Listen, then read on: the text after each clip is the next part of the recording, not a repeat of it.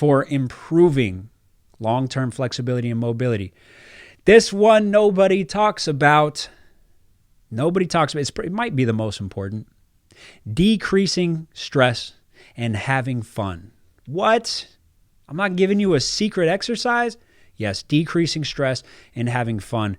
Through COVID, for the first time ever, I started feeling mid-back soreness. Like my back just felt so tight out of nowhere. I've never had back pain. And I was trying all these different exercises, and I'm trying to do strengthening exercises for it, and it's making it worse and worse and worse, because a lot of people with a tight back, it's hypertonic. It's on all day, right? And so one, you look at position, like an excessive anterior tilt.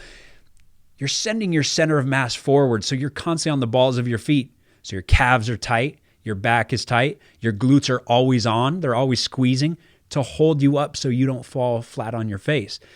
So getting them back in space, moving their center of gravity back, all of a sudden allows the back to turn down. Not that muscles are turning off, but you're decreasing that resting tension in the calves, etc. But mine actually wasn't a positioning issue.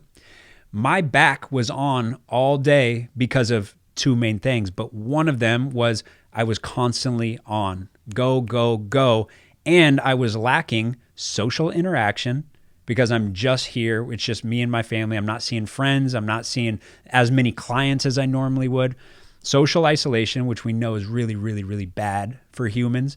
You look at there's ape studies of how massively depressed you become when you remove one ape from the group. And we're no different, right? Like I'm an introvert, and I tell people I'm good. You just lock me in a room for a week with a book. Yes, periods of isolation are great, but long-term isolation can become really, really depressing, and that can manifest in our tissues. I love this quote: "Our issues live in our tissues." And so I had issues with social isolation and not having fun. Normally, I'm with my clients, I'm having fun, I'm playing one-on-one, I'm out doing stuff, and I didn't get any of that. And all of a sudden, out of nowhere, I'm getting this back pain, and my calves are tight. I'm like, what is going on? And then I had my friends come visit. I had 5 friends that came out, spent the weekend, and we do weekends big here at the house. It's no technology. We're out in the yard enjoying ourselves. We're playing mini golf. We're playing spike ball. We're playing tennis. We're just enjoying ourselves. Put the phones away. And my back pain went away. Literally after 2 days, I had no pain. And that's when I started to realize, okay, this quote that I've been thinking about for a long time, our issues live in our tissues. That's what was going on with me. And this is very common. You talk to somebody with back pain or a certain muscle's really tight. When they go on vacation, all of a sudden, it doesn't hurt anymore. It's not as tight anymore because the nervous system starts to let go because you're actually having fun and you're enjoying yourself. And we try to separate, this is body, this is nervous system. It's not like that. It's all blended together. So step number 1 is look, make sure that you're having fun every week.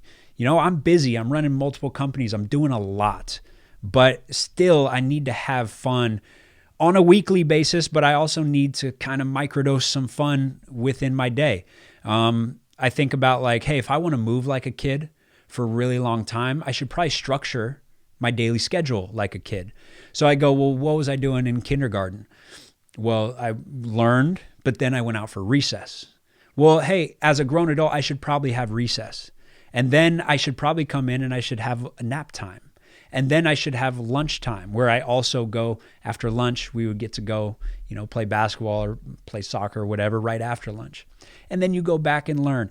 And instead of just sitting at an office chair or for me on my computer or in sessions from 8 until 5, how can you incorporate recess? And so now I have a short recess. I wake up, I grind, I'm working, and then I got to go hit, I'm into tennis right now. So I'm working on my forehand, my backhand, general movement, not specific. This is not my workout. I'm working out later, but I got to get out. I got to play tennis. I got to casually play basketball. I got to go do something.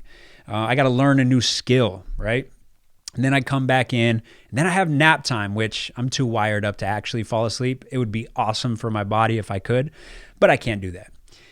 But what I can do is lay down and use that 15 minutes of nap time for just meditation, and don't think about work, and just, meditate and let my mind just wander and go down a certain path. But once I'm thinking about something for a couple minutes, reel myself back in, and then clean slate, don't think about anything. And then my mind will go somewhere else, and then pull it back, right? So meditation time, nap time, recess, building this into your day goes a long way for decreasing stress, for having more fun. And I think that this is probably one of the number one ways for you to actually decrease resting tonicity, I should say, and get these muscles to really let go and kind of feel like you felt when you were a kid, when you didn't have this additional stress and everything was just loose and you felt good. So again, if you want to feel like a kid, you got to play like a kid, structure your day like a kid. And I know not all of you guys can do that, but I feel like a lot of us can, and we're just not doing it. And stop making excuses. Find a way to incorporate some recess time outside of your structured workout.